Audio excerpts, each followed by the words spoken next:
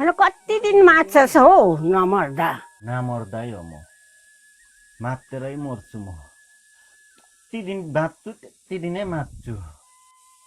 के भएर छेमालाई चाहिँ? बुढीले छोडेकोदेखि मात्तेकै छ, सम्झाइदेन हौ। अनि के भएको है तँ चाहिँ? अनि आफूलाई नहेर्नु यसो आमाहरू हेर, पापाहरू हेर। खै मलाई पनि छोडेको हो त दुईजनाले।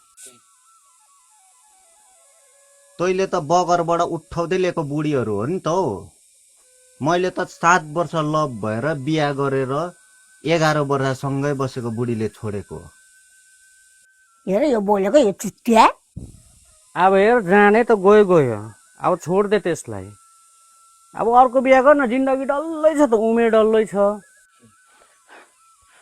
आमा एक बोतल ल्याइदेऊ त। ओए आम्मा त्यसरी नखाइ मर्छ चाहिँ। तँ त 8-10 दिन पो भएर त त्यसरी खाएको। आम्मा। हेर छोरा नखा, त्यस्तो केटी कति पाउँछस्, तेरो उमेर डल्लै छ। छिटो ल्याऊ भन्दैछु है, अहिले म झुन्डिदिन्छु है।